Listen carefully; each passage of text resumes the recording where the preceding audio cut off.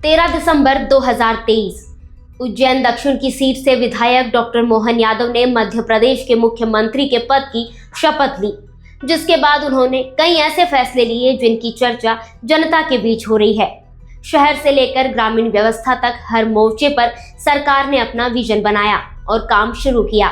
जो काम प्रदेश में 20 साल में भी नहीं हुए थे, उन पर सरकार ने सबसे ज्यादा फोकस किया। मोहन सरकार को 1 साल पूरा हो चुका है।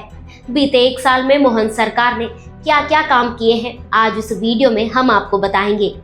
शुरुआत शिक्षा के क्षेत्र से करते हैं। 55 जिलों में 55 पीएम एक्सीलेंस कॉलेज खोले गए।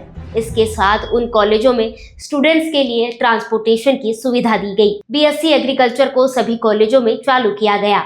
पीएम एक्सीलेंस कॉलेज हमारी कल्पना जो नई शिक्षा नीति को लेकर है, 55 ही जिलों में एक पीएम एक्सीलेंस कॉलेज चालू कर दिए।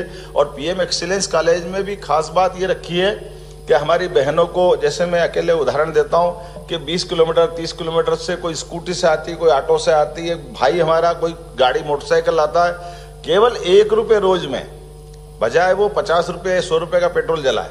हर पीएम एक्सीलेंस कॉलेज को बस हमने दी है। बस से कॉलेज में आने जाने का हम भी अपन सब पढ़े, कभी सोचते नहीं थे कॉलेज में कोई बस देगा।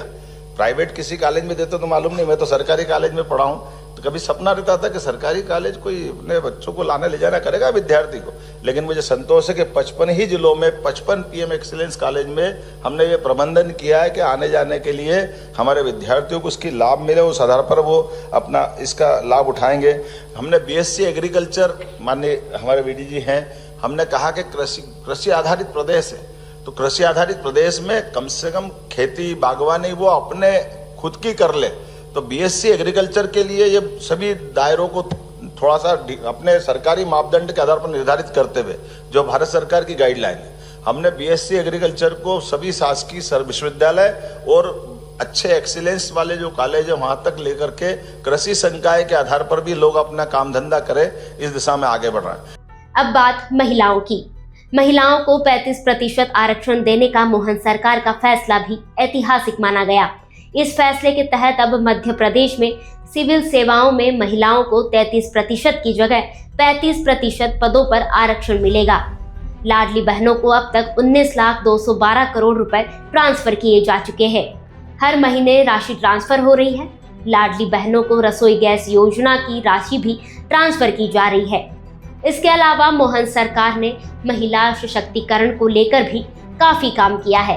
जैसे माननीय अध्यक्ष जी ने कहा है कि लगभग 35% आरक्षण पूरे देश में सबसे ज्यादा हमारी सरकार ने चालू किया। 33% का भारत सरकार का नियम है। अपने यहाँ 26 लाख लाडली बहनाओं को 450 रुपया गैस रिफिलिंग का हम उनको दे रहे हैं। लाडली बहनाओं को 1.29 करोड़, मतलब 1.29 लाख बहनों को अभी तक 19,212 करोड़ रुपया हमने राशि का अंतरण किया।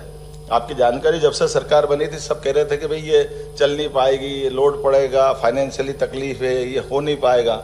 हमने ये बात जरूर मानते हैं कि इसका लोड पड़ रहा है, लेकिन लोड पड़ने के साथ साथ सरकार आय के साधन बढ़ाती जाए, अपने पैरों पे अपनी वित्तीय व्यवस्थाओं को खड़ा करने के लिए।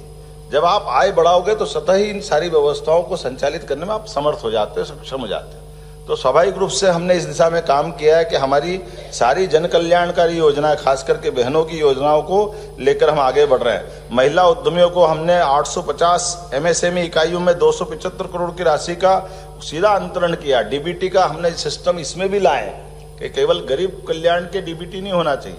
कोई इंडस्ट्रियलिस्ट है, उद्योगपति है, उसकी भी राशि का अगर उसका हक बनता है तो सिंगल क्लिक से उसके खाते में भी सीधे सीधे पैसे पहुंचना चाहिए। क्योंकि जब हम निवेश की बात कर रहे हैं तो हमको पारदर्शिता के आधार पर इन सारी व्यवस्थाओं को सुव्यवस्था में बदलना चाहिए। सैनिटेशन और हाइजीन योजना में 19 लाख बहनों को, बालिकाओं को 57 करोड़ की राशि सीधे सीधे उनके खाते में हमने डालने का प्रयास किया। स्वास्थ्य और चिकित्सा शिक्षा की बात करें तो 17 सरकारी और 13 प्राइवेट मेडिकल कॉलेज खोले गए हैं। आने वाले समय में मध्य प्रदेश में 51 मेडिकल कॉलेज हो जाएंगे। इसके अलावा एयर एम्बुलेंस सेवा शुरू की गई है। स्कूल एजुकेशन, हमें आपने प्रश्न अच्छा किया। स्कूल एजुकेशन को, ये स्कूल एजुकेशन नहीं, हमने ये आयुष डिपार्टमेंट से जोड़ करके जो नई शिक्षा नीति पे काम कर रहे हैं। तो नई शिक्षा नीति के माध्यम से ये जो स्क्रीनिंग होना है भविष्य में, कि केवल हम अपने बेरोजगार बच्चे बनाते जाएं, उनको 12th पास करके कॉलेज तक पहुंचाते जाएं, इसके बजाय क्रिप्स से टेक्निकल यूनिवर्सिटी ला करके समान रूप से औद्योगिकरण की दिशा में भी काम कर रहे हैं। और ये जो स्किल युवा तैयार कर रहे हैं, जो हमारी प्राइमरी के बाद ही अलग अलग रुचि के हिसाब से अपने ढंग की लोग अपनी लाइन बनाएं, उनको रोजगार मिले, इस दिशा में काम करने के लिए हमने काम चालू किया है। इसलिए हमने अपने जो स्कूलों के आधार पर जो बड़े अभियान चल रहे हैं उसमें रोजगार वाली बात जरूर जोड़ी। इन सभी कामों के साथ मध्य प्रदेश और राजस्थान के बीच जल बंटवारे का विवाद सालों से चला आ रहा था, लेकिन सीएम डॉक्टर मोहन यादव ने इस पर सबसे ज्यादा फोकस किया और दोनों राज्यों के बीच 25 सालों से चल रहा ये मुद्दा सुलझा दिया, जिसका मध्य प्रदेश को बड़ा फायदा होगा। एक साल में सीएम डॉक्टर मोहन यादव ने शहरी, ग्रामीण, महिला, बुजुर्ग, किसान से लेकर युवाओं तक पर सबसे ज्यादा फोकस किया है। जनहितैषी योजनाओं के जनता को लाभ कैसे मिले, तो 76 प्रकार की जन कल्याणकारी योजनाओं के पात्र हितग्राही कोई गांव में बैठे, मोहल्ले में बैठे, वार्ड में बैठे, तो सारी की सारी सरकार के सारे लोग कलेक्टर के निर्देशन में ग्रामीण स्तर पर जिला पंचायत नोडल अधिकारी बनाया है, शहरी क्षेत्र में नगर निगम आयुक्त को बनाया है। वो नीचे तक अपनी प्रत्येक घर तक जाकर के जो पात्र हितग्राही है उन योजनाओं को लेकर के वहां तक जाएंगे।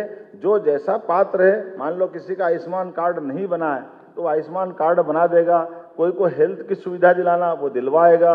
ऐसे पात्र और सुपात्र को देखते हुए 40 दिन तक ये अपने डाटा भी जुटाएंगे। प्रतिदिन यहाँ कंट्रोल रूम बना करके उसकी मॉनिटरिंग भी हम करेंगे और 2-2, 4-4 दिन बाद एक शिविर लगाकर जो पात्र हितग्राही है उनका निराकरण भी करते जाएंगे और आखिरकार 26 जनवरी तक ये 40 दिन तक पूरा अभियान लगेगा। इसके अलावा बीआरटीएस कॉरिडोर को हटवाना, सीपीए को बहाल करना, राज्य परिवहन निगम फिर से शुरू करने जैसे अहम फैसले मोहन सरकार ने लिए। मुख्यमंत्री ने प्रदेश में इन्वेस्टमेंट को प्राथमिकता दी। 6 क्षेत्रीय औद्योगिक सम्मेलनों के माध्यम से करीब 3 लाख करोड़ रुपए के निवेश प्रस्ताव प्राप्त हुए।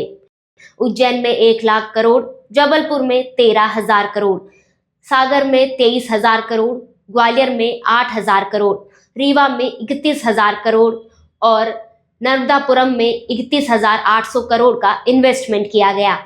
स्वास्थ्य और पर्यावरण में सुधार के लिए पर्यावरण संरक्षण के तहत तेज लाउडस्पीकर और खुले में मांस बिक्री पर प्रतिबंध लगा दिया गया। वैसे तो हमने काफी निर्णय आज किए हैं इस कैबिनेट की बैठक में, जिसके माध्यम से दूरदृष्टि से, दूरगामी दृष्टि से स्टेट के लिए वो बड़े सबके लिए हित में भी रहेंगे।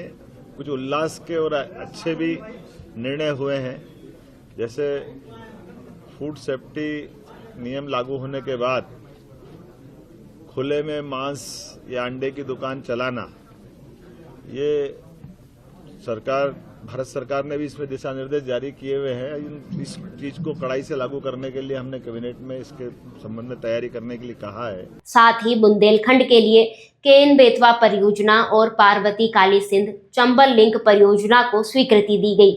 मध्य प्रदेश में ओमकारेश्वर में फ्लोटिंग सोलर पावर प्लांट स्थापित किया गया। यह देश में अनोखा है। नवकरणीय ऊर्जा के क्षेत्र में प्रदेश अलग पहचान बना रहा है। इसके साथ ही कई आईटी पार्क युवाओं को रोजगार दे रहे हैं। प्रदेश खनिज संपदा, जल संपदा का उपयोग कर समृद्धि की संभावनाएं साकार कर रहा है।